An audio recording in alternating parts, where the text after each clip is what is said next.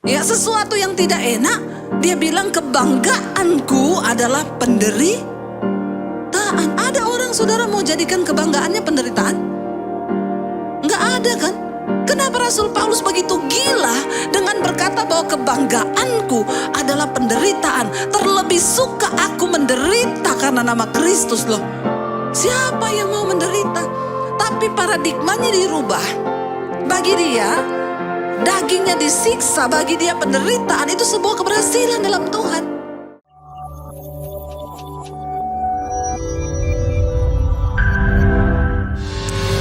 Terima kasih Tuhan, kami percaya kebesaran Tuhan itu yang membuat kami ada sampai hari ini. Terima kasih buat kemurahan-Mu Bapa. Terima kasih buat kasih karunia Tuhan. Bahkan kemenangan, keberhasilan kami boleh raih semua karena Tuhan. Urapi setiap kami Tuhan, kami datang dengan sebuah kerinduan untuk kami boleh mengerti rencana dan kehendak Tuhan lewat kebenaran firman-Mu. Urapi setiap kami, urapi hamba-Mu yang tidak ada apa-apanya. Berbicara bagi kami, sampaikan isi hati-Mu di dalam nama Tuhan Yesus yang membuka hati bagi firman Tuhan. Mari sama-sama katakan amin, amin. Tepuk tangan buat Tuhan Yesus. Silakan duduk Bapak Ibu yang terkasih, shalom. Apa kabarnya sore hari ini? Luar biasa ya, merdeka ya, salam kemerdekaan. Ingat, sekali merdeka tetap jangan mau lagi dikenakan kuk perhambaan. Iya, tema firman Tuhan hari ini adalah keberhasilan karena Kristus. Bapak Ibu, sebelum kita membahas lebih lanjut, saya ingin kita mengerti terlebih dahulu apa ya definisi dari keberhasilan bagi setiap kita orang yang percaya kepada Tuhan. Karena banyak orang di luar sana, bahkan termasuk anak Tuhan, beranggapan bahwa keberhasilan itu adalah ketika kita ini kaya. Ketika kita ini punya uang banyak, ketika kita ini punya kedudukan, ketika kita berhasil mencapai yang kita mau, maka itu namanya ya kita mengalami keberhasilan. Memang tidak dipungkiri ya, dari kita masih kecil. Ini saya bisa agak dihilangin sedikit gak ya? Kayak jadi MC di mantenan ya. Iya, tes 1, 2, 3, 3, 2, 1 biar tidak terlalu bereho ya suara saya. Tes 1, 1, 2, 3. Iya, ya, Bapak Ibu dari kecil ya, anak-anak itu pun sudah diajarkan. Ya, kita sering kali berkata kepada anak kita, "Dek, kamu harus rajin belajar, kamu harus rajin sekolah supaya kamu berhasil." Ya, kalau nanti kamu sudah besar, kamu jadi sesuatu yang hebat, kamu punya banyak ya uang, kamu berhasil. Dari kecil bahkan orang tua seringkali sudah menanamkan tentang ya apa konsep kebahagiaan atau keberhasilan bagi anak-anak itu adalah sesuatu yang seringkali kita tuh salah saudara. Jadi dari dulu kita ini memahami bahwa keberhasilan itu adalah waktu kita punya uang banyak, waktu kita berhasil, waktu kita mendapatkan yang kita mau, cita-cita kita dapatkan, itu berhasil. Padahal kita lupa, ya banyak loh orang yang punya jabatan, punya kekayaan, tapi mereka tidak berhasil di hadapan Tuhan. Nah, konteks keberhasilan yang benar di hadapan Tuhan itu adalah apa? Ketika kita ini mengenal kehendak Tuhan di dalam hidup kita dan kita melakukannya, itulah keberhasilan yang sesungguhnya. Makanya saya juga bilang sama anak saya, ya saya selalu saudara, anak saya ini sakit.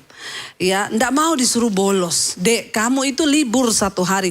"Enggak bisa, Mam. Aku ini udah kelas 12. Nanti kalau aku libur, aku ketinggalan pelajaran." Saya bilang, "Kamu itu ya sakit gak sembuh-sembuh udah sebulan." Memang karena katanya ini Jakarta lagi polusi tertinggi di dunia. Makanya saudara ya, dokter menganjurkan supaya healing, pergi keluar kota. Kalau ada duit healing, gak ada duit ya pusing, ya enggak? Ya, jadi ya saudara, saya bilang sama anak saya, "Kamu istirahat." Lah gimana saudara? Dia pulang sekolah sore, habis itu ikut bimbel sampai jam 8 malam. Pulang udah malam, ngerjain tugas, baru mandi tidur. Jam 5 pagi udah bangun lagi siap-siap ke sekolah. Saya itu selalu bilang kepada anak-anak saya, ya Mami gak tuntut kamu itu terlalu pinter di sekolah. Mami tidak berharap kamu harus juara 1 atau juara umum. Karena itu bukan tolak ukur keberhasilan dalam kehidupan orang Kristen, orang percaya. Buat apa kamu pintar di sekolah, kamu dapat nilai bagus, tapi kamu gak ngerti kehendak Tuhan atas hidupmu. Saya bilang kepada anak-anak saya, setiap kita itu nanti punya proses sendiri-sendiri dengan Tuhan. Ya, bahkan saya nih saudara, dulu saya waktu sekolah suka bolos, tapi jangan ditiru, ini adegan berbahaya. Hanya dilakukan oleh para ahli saja ya. Saya bolos sama teman saya. Teman saya bilang, teman saya bilang, Dep, kamu lompat duluan ya. Lihat keadaan. Saya lempar tas saya saudara, yang tangkap kepala sekolah saya dari bawah. Saya panjat tembok, sampai di atas saya lihat ke bawah, kepala sekolah saya bilang, turun. Kamu jangan kasih tahu, turun. Teman saya bilang, aman Dep, aman. Aman, lompat. Saya lompat saudara. Ya udah dijeer sama kepala sekolah saya di bawah. Teman saya lompat sampai di atas, turun. Ya, saya bilang sama anak saya itu dulu Mami waktu sekolah begitu. Mami gak pintar-pintar banget. Tapi ketika Mami ketemu Tuhan, Mami ketemu rencana Tuhan, Mami ngerti kehendak Tuhan. Maka Mami memperoleh keberhasilan di dalam hidup. Waktu Mami tepat melakukan apa yang Tuhan mau, katakan. Makanya jangan paksa anakmu, saudara. Hari-hari ini banyak orang tua anak masih bayi disekolahin. Les matematika, les bahasa Inggris, les bahasa Mandarin, les ini, les itu. Gak punya waktu, harusnya dia masih bermain. Tapi dicekokin semua ilmu. Awas lo ada orang tua, engkau mengambil masa kecil anak-anakmu yang harusnya dia bahagia. Makanya semakin kesini semakin banyak anak yang stres dan depresi. Kenapa? Karena dia pikir kalau anak dia bekali ini cekokin, semua dilesin. Tapi gak ada orang tua yang lesin Alkitab. Ya Pak ya. Engkau lupa bahwa keberhasilan tuh di mata Tuhan. Saya mau tanya Bapak Ibu, Rasul Paulus menurut ukuran manusia dia berhasil gak? Kagak. Rasul Paulus berhasil waktu dia belum mengenal Yesus malah. Menurut pandangan manusia. Dia seorang pengajar Yahudi. Dia menguasai semua ilmu. Dia punya pendidikan yang tinggi. Ya secara manusia dia membanggakan. Dia bilang aku Paulus. Secara manusia aku dari golongan Ibrani asli. Aku Yahudi. Aku bisa berbangga. Aku menjadi pengajar. Aku punya ilmu yang tinggi. Aku menguasai semuanya. Dia berhasil menurut ukuran manusia. Tapi ketika dia ketemu Tuhan Yesus, saya mau tanya, dia berhasil apa tidak menurut ukuran manusia? Gagal, di penjara. Dia di penjara, dia dianiaya, dia menjadi sasaran orang-orang yang akan menghukum, merajam dia pakai batu. Secara mata manusia semua akan bilang dia tidak berhasil, dia miskin. Beda dengan dia sebelum mengenal Yesus. Hidupnya itu dari perantauan satu ke perantauan lain. Dia buka jemaat perintisan satu ke tempat lain. Tidak enak. Sehingga dia berkata, ya saat aku mengikut Tuhan, penderitaan itu adalah kebanggaanku. Menurut saudara dia berhasil? Mata dunia bilang tidak. Tapi di mata Tuhan Rasul Paulus berhasil gak? Berhasil. Bapak Ibu ingat ya, ketika kita mati satu saat nanti kita akan menghadap Tuhan. Dia gak tanya berapa jumlah depositmu, berapa perusahaan yang kau pimpin. Dia gak tanya apa karyawanmu berapa ribu. Dia gak tanya engkau sudah punya berapa aset. Enggak Bapak Ibu. Yang Tuhan tanya, engkau sudah melakukan kehendakku apa belum? Karena keberhasilan di mata Tuhan adalah ketika kita melakukan kehendak Tuhan. Mari kita buka bersama 2 Korintus pasal yang keempat. Ayat yang pertama, firman Tuhan di sana judul perikopnya, harta rohani dalam bejana tanah. Ya, 2 Korintus pasal 4 ayat yang pertama, saudara, dikatakan di sana kita baca sama-sama, oleh kemurahan Allah kami telah menerima pelayanan ini, karena itu kami tidak tawar hati.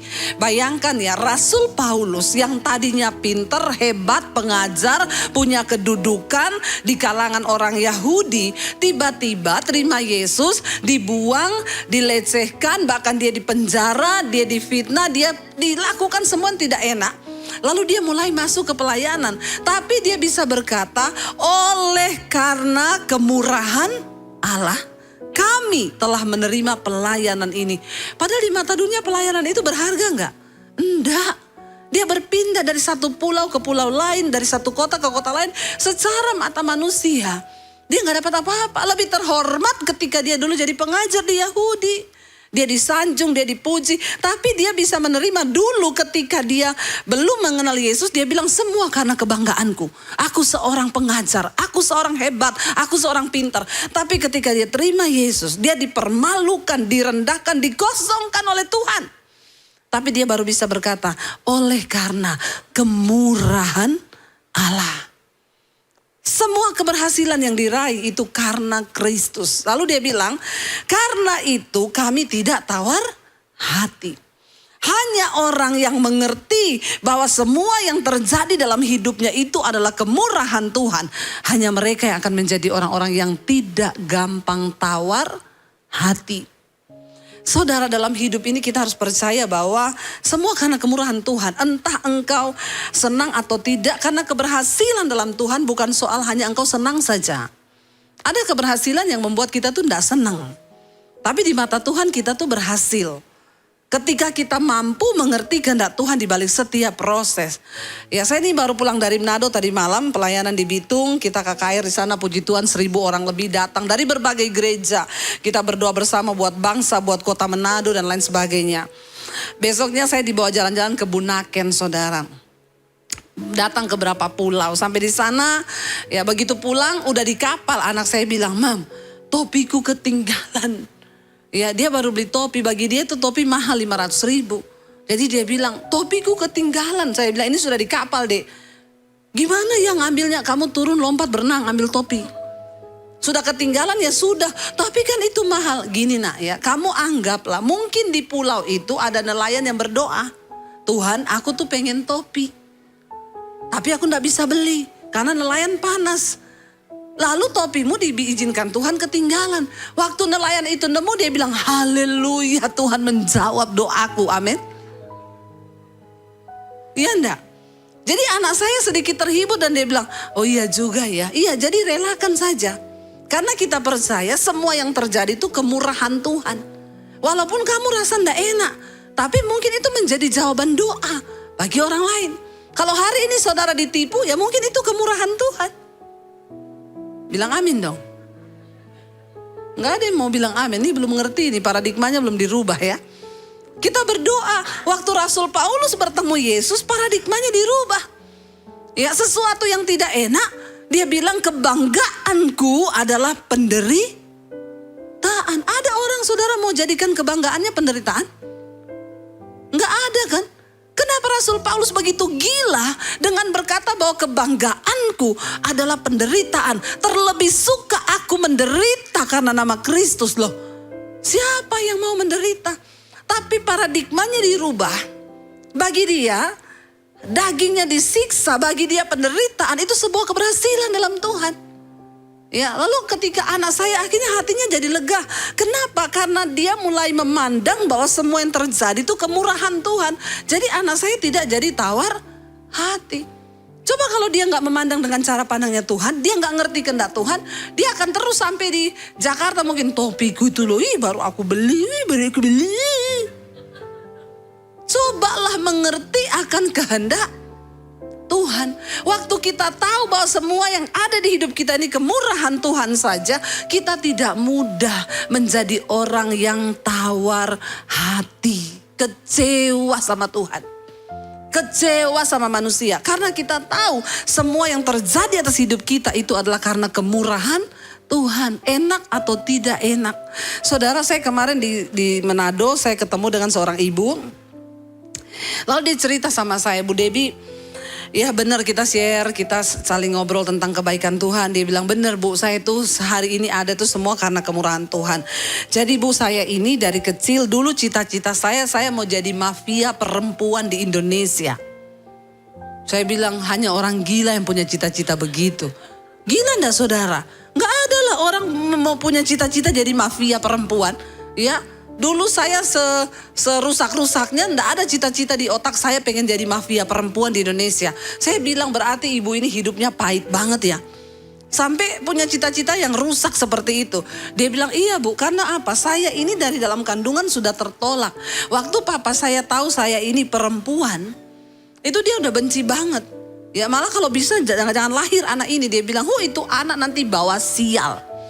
Jadi ketika saya lahir benar perempuan, saya diharapkan laki-laki. Tapi saya lahir perempuan. Akhirnya apa Bu? Ketika saya lahir sebagai seorang perempuan, papa saya itu bilang sama mama saya, kamu jangan kasih dia minum susu ya, kasih dia air putih. Ya, itu anak bawa sial.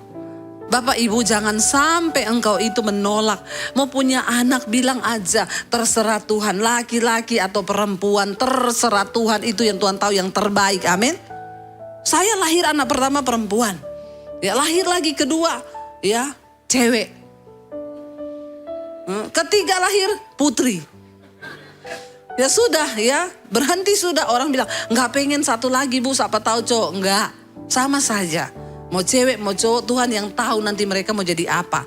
Ntar juga saya dapat mantu juga cowok, bener nggak?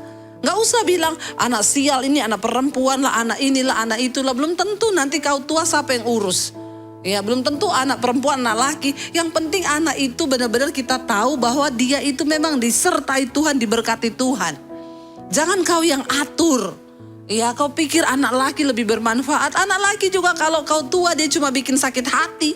Ya bikin cuma sakit orang tua, buat apa? Ya jadi jangan pernah menolak anak itu laki atau perempuan. Nggak usah dibanding-bandingkan, katakan. Apalagi beranggapan tuh anak sial. Nggak ada anak sial. Ya, lalu saudara akhirnya dia tidak dikasih minum susu, bayangkan. Dari kandungan sudah tertolak, lahir dari bayi tidak diberi susu.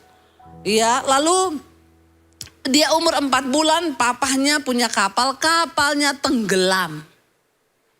Makinlah bapaknya bilang memang ini anak bawa sial. Padahal mungkin tidak bawa sial, tapi karena dia imani bawa sial, jadilah benar-benar sial. Jangan kau percayai sesuatu yang engkau imani, apa yang kau percayai itu akan terjadi. Waktu bapaknya kapalnya tenggelam, dia tambah jengkel. Jadi anak ini dibesarkan dengan pukulan, dendam, sakit hati. Dia juga bertumbuh jadi anak yang kecewa. Di umur 17 tahun, belum selesai sekolah. Dia berharap cepat keluar dari keluarganya, cepat keluar dari bapaknya. Dia berharap ya dia harus menikah umur 17. Jadi dia kawin umur 17 tahun. Cuma dengan satu harapan itu sebagai pelarian. Dia keluar dari rumah orang tua. Saudara saya mau tanya, dia dengan luka batin, kekecewaan, sakit hati menikah. Kira-kira rumah tangganya itu bertahan lama enggak? Enggak mungkin lah, orang sakit jiwa nikah sama orang gak kenal Tuhan. Sama-sama sakit jiwa. 2 orang gila kawin. Orang tuh kalau punya kepahitan, amarah, kebencian tuh sakit jiwa loh saudara. Kau hampir gila itu. Ya apalagi dendam. Dendam kesumat, gak mau mengampuni, kau sakit jiwa. Cuma masih stadium awal, belum lari-lari di jalan. Saudara benar saja dia menikah cuma bertahan 2 tahun. Dia punya anak 1, 2 tahun mereka bercerai. 2 tahun, enggak lama-lama untuk membuktikan karakter asli. Ya lalu dia bercerai, setelah dia bercerai dia seneng. Wah aku bebas. Inilah hidup yang kucari. Aku sudah keluar dari orang tua karena aku tidak punya suami. Lalu akhirnya dia mulai cari kerjaan. Dia bilang, saya pertama kali bekerja Bu sebagai apa? Saya itu yang packing narkoba. Ya, jadi berapa gram ditimbang masukin plastik yang ukuran besar. Kerjaannya dia packing. Lalu lama-lama dia bilang gini, enak banget ya ini orang. Jual narkoba dapat uang cepet. Ya aku yo pengen dapat uang cepat. Kenapa? Karena konsep bagi dia keberhasilan itu adalah punya uang banyak. Ya jangan engkau punya konsep yang salah. Makanya sekarang banyak orang pengen cepat dibilang berhasil. Yang penting dapat uang banyak, bisa beli rumah, bisa beli mobil. Yaitu jualan narkoba cepat. Atau jadi pelakor. Ya bidik suami orang lalu punya apartemen, punya ini, punya mobil, punya itu. Nggak usah repot-repot. Yang muda-muda di sini saya berdoa ya, nggak ada peliharaan, amin. Kau sama dengan kucing dipelihara. Jangan ya, engkau punya nilai yang tinggi, engkau adalah milik Kristus, telah ditebus, harus merdeka hidupmu. Jangan ganggu suami orang. Ya, banyak sekarang orang Kristen nggak mau kerja, maunya ganggu suami orang. Yang penting naik mobil, enak, mentereng, mewah, nggak usah kerja, jual diri saja. Bertobat, lebih baik kau jual cendol daripada kau jual diri. Dengar baik-baik orang Kristen, ya jangan sampai engkau memperoleh dunia dan segala isinya, lalu kau binasa. Ya lirik, sukanya lirik om-om. Waktu ditanya kenapa kau jadi peliharaan, lirikannya om-om. Iya bu, karena saya ini kehilangan kasih Bapa. Jadi saya cari kasih Bapa, ketemu kasih Om. Bertobat ya, jangan sampai. Akhirnya saudara, dia bilang gitu, wah enak ya. Lalu dia mulai tanya sama bosnya, tadinya dia kan tukang kirim. Dia yang nganter saudara, packing nganter. Dia bilang, Pak saya bisa gak ikut jualan? Ya udah kamu mau ambil boleh, coba sedikit-sedikit. Dia ambil sedikit-sedikit, lalu dia mulai punya langganan. Mulai sedikit-sedikit jadi besar.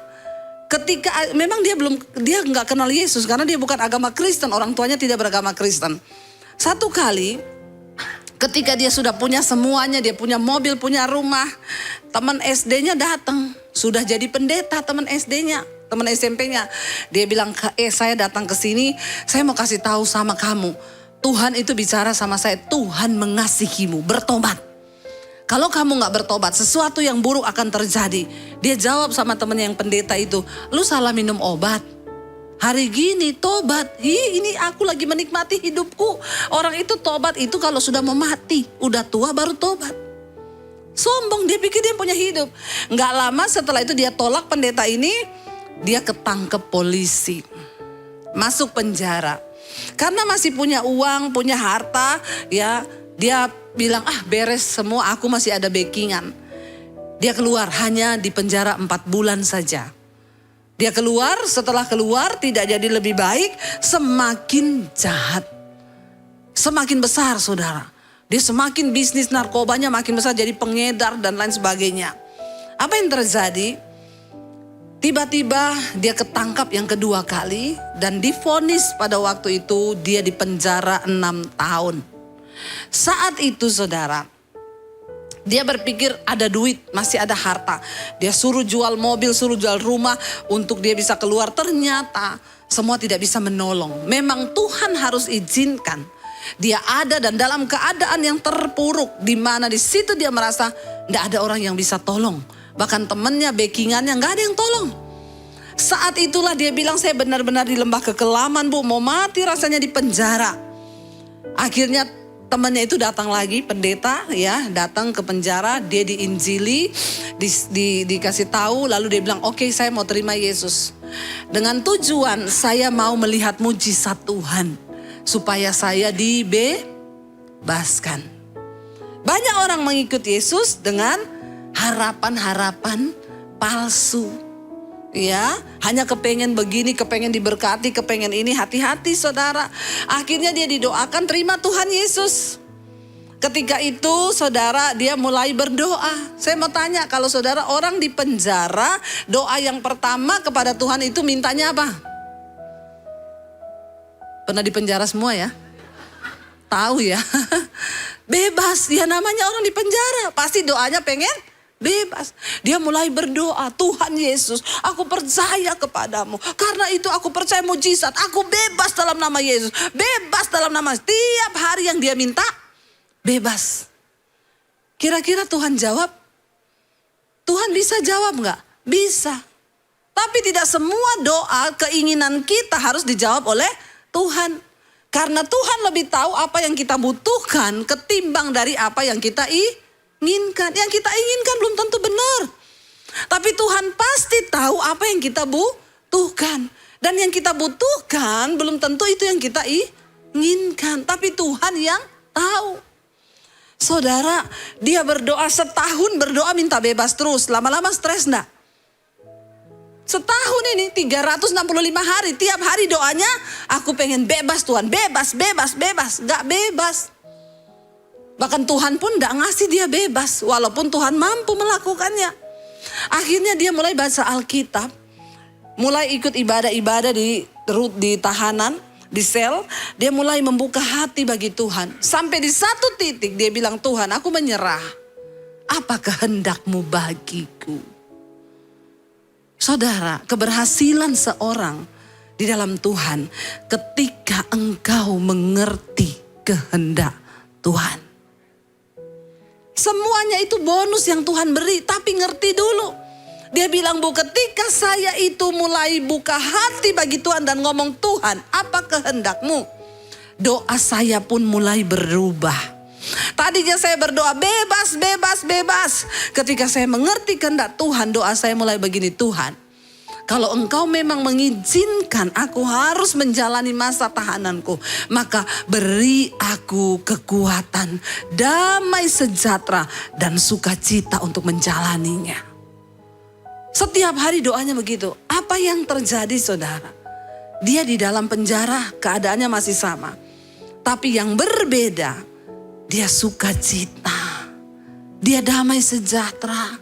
Dia memperoleh kekuatan yang dia bilang, damai dan sukacita yang saya rasa di penjara melampaui ketika saya ada di diskotik, Bu. Ini loh yang dimaksud. Tuhan mengubah paradigma kita. Sekarang kita baru mengerti kenapa Rasul Paulus berkata, terlebih suka aku berada di dalam penderitaan karena Yesus, dibandingkan dalam kemuliaan ketika aku dulu di dalam dunia. Karena itu sesuatu yang sangat berbeda. Lalu dia mulai merasakan damai sukacita. Singkat cerita, dia mulai bertumbuh dalam iman.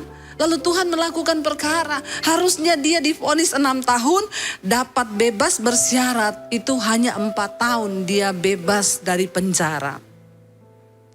Ketika dia keluar dari penjara, dia paradigmanya berubah. Dia berhasil mengetahui kehendak Tuhan. Dia keluar dari penjara, dia bilang, Tuhan, aku harus pakai hidupku ini betul-betul untuk memuliakan nama Tuhan saja. Dia akhirnya mulai bertumbuh, ya bahkan dia bilang ya kayaknya sudah senang di penjara, udah betah, udah mulai betah. Dimanapun Anda ketika di sana ada Tuhan dan engkau mengerti kehendak Tuhan, maka itu akan menjadi tempat yang istimewa. Saudara, akhirnya dia mulai melayani Tuhan, bersaksi kemana-mana, dia mulai mengerti firman, dia bilang saya kerja, Bu. Memang, Bu, penghasilannya tidak sama ketika saya jual narkoba. Tapi dulu waktu saya jual narkoba tidak ada damai sejahtera, apalagi sukacita, yang ada ketakutan, dikejar-kejar. Sekarang, Bu, kerjaan saya biasa. Tapi saya bisa mensyukuri dan berkata, terima kasih Tuhan, semua karena anugerah-Mu. Keberhasilan yang aku raih hari ini itu hanya karena Tuhan. Apakah dia berhasil di mata Tuhan? Yes, karena dia menemukan kehendak Tuhan. Walaupun dia sudah tidak sekaya dulu. Saudara, orang yang mengerti bahwa hidupnya itu hanya karena kemurahan Tuhan, Rasul Paulus bilang, karena itu kami tidak tawar hati. Kita lompat ayat yang ke-6, berkata di sana. Ayat yang ke-6, 1, 2, 3. Sebab Allah yang telah berfirman, dari dalam gelap akan terbit terang. Ia juga yang membuat terangnya bercahaya di dalam hati kita, supaya kita beroleh terang dari pengetahuan tentang kemuliaan Allah yang nampak pada wajah Kristus. Bagaimana seseorang bisa berhasil di hadapan Tuhan? Waktu hatimu diterangi oleh terang Kristus, katakan. Waktu hati kita diterangi oleh firman, oleh terang Kristus, engkau bisa memandang setiap persoalan, peristiwa di hidupmu itu dengan cara pandang Tuhan. Itu loh contoh yang simpel yang saya kasih tadi. Anak saya ketinggalan topi. Kalau dia lihat dari cara pandang manusia, rugi, aku tuh baru beli 500.000 loh. Itu aku nabung, aku gini. Sayang topi itu baru. Tapi waktu dia mencoba melihat dengan cara pandang Tuhan, mungkin ada nelayan yang berdoa. Lagi butuh topi, dia gak bisa beli. Tuhan izinkan topimu ketinggalan. Lalu dia bilang, iya ya, puji Tuhan aku menjadi berkat. Saudara, engkau butuh terang Kristus dalam hidupmu untuk bisa melihat setiap keberhasilan itu dari Tuhan.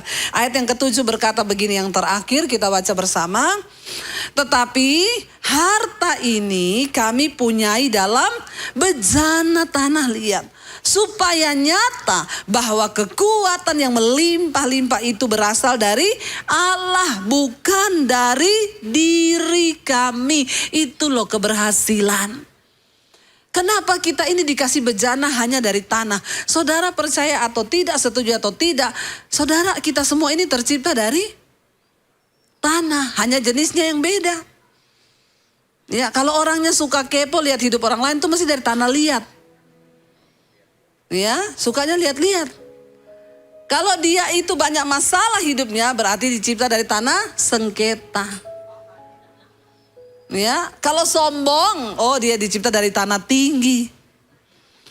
Ya, kalau sukanya shopping pasti dari Tanah Abang itu. Kita ini semua hanya dicipta dari tanah. Kenapa kita ini hanya dicipta dari tanah, saudara? Sekuat apapun engkau, sehebat apapun engkau, sekaya apapun engkau, ingat loh, bejanamu itu hanya tanah liat. Kenapa kita harus ingat? Saya mau tanya saudara, bejana tanah liat itu gampang hancur gak? Kalau jatuh hancur gak? Hancur.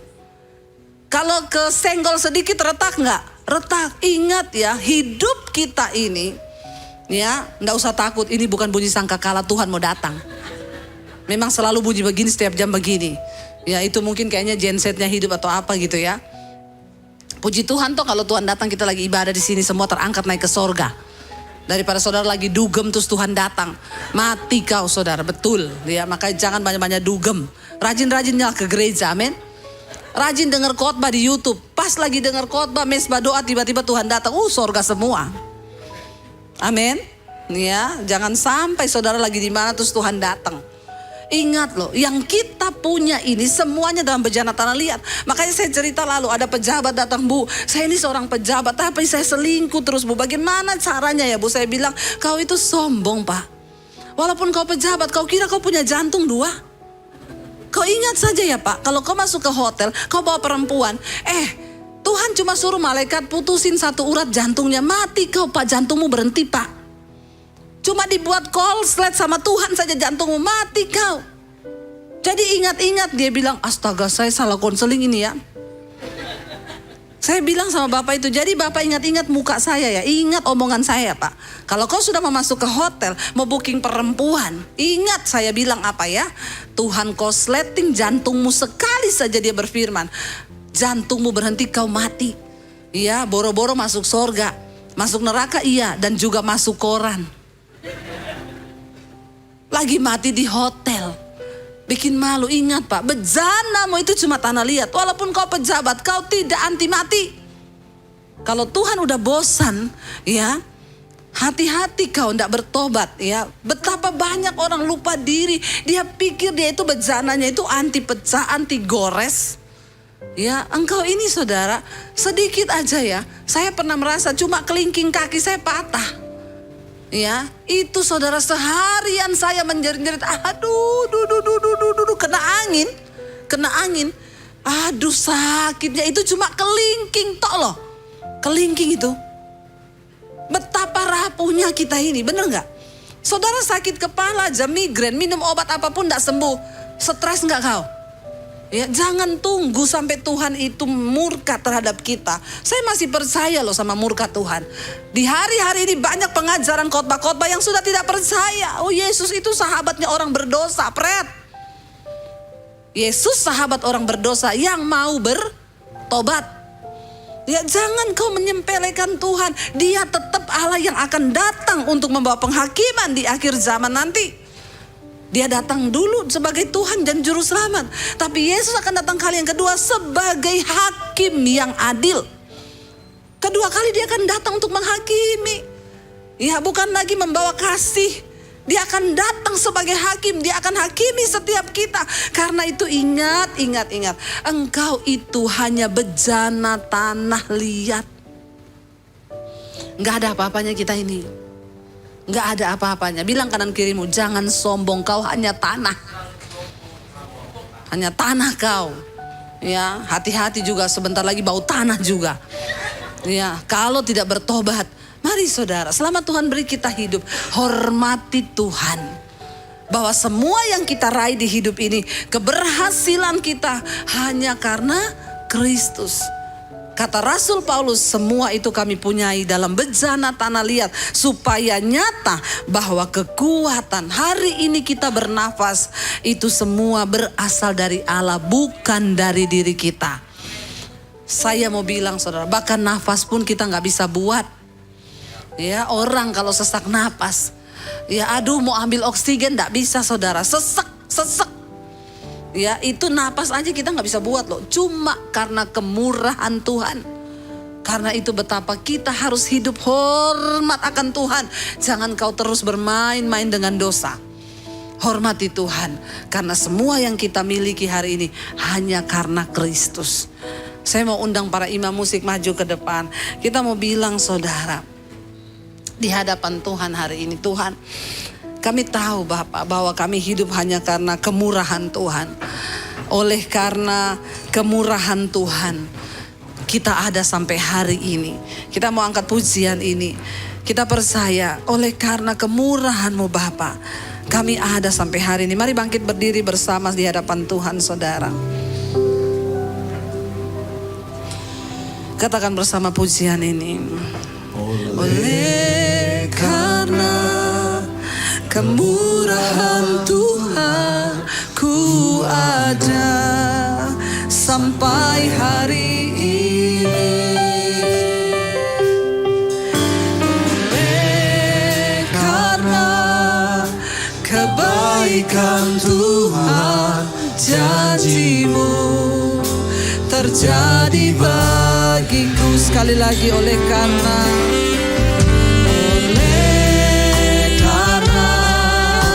kemurahan Tuhan, ku ada sampai hari ini. Oleh karena kebaikan Tuhan, janji-Mu terjadi bagiku. Ku sembah Kau Tuhan, ku mengangkat tanganku, selamanya Kau hebat bagiku. Ku sembah Kau Tuhan, ku mengangkat wajahku, selamanya Kau hebat bagiku. Ku sembah Kau Tuhan, ku mengangkat tanganku, selamanya Kau ajaib bagiku. Ku sembah Kau Tuhan, ku mengangkat wajahku, selamanya Kau hebat bagiku. Biar musik saja, mari kita tundukkan kepala di hadapan Tuhan. Saudara, oleh karena kemurahan Tuhan saja kita bisa ada hari ini. Mari katakan pada Tuhan, apa yang menjadi kehendak-Mu dalam hidup kami Tuhan. Ajar kami memahami, ajar kami mengerti, supaya kami tidak tawar hati. Mungkin hari ini engkau sedang mengalami pembentukan Tuhan, sakit bagi daging-Mu, tapi bilang pada Tuhan, ajar aku menikmati setiap proses ini Tuhan. Karena kami tahu Tuhan sedang turut bekerja untuk mendatangkan kebaikan di hidup kami. Keberhasilan di mata dunia ini berbeda dengan keberhasilan di mata Tuhan. Waktu kami ngerti kehendak Tuhan, itulah keberhasilan kami di dalam Engkau. Berkati umat-Mu, berkati Tuhan anak-anak-Mu, apapun yang sedang mereka alami hari ini.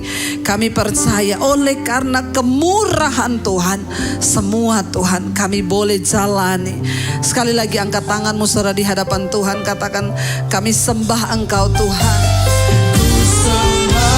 Saudara, terima kasih sudah menyaksikan channel saya, dan saya berharap semua khotbah-khotbah saya menjadi berkat. Jangan lupa subscribe channel hanya di Debbie Basjir TV. Ya, bukan yang lain. Catat Debbie Basjir TV.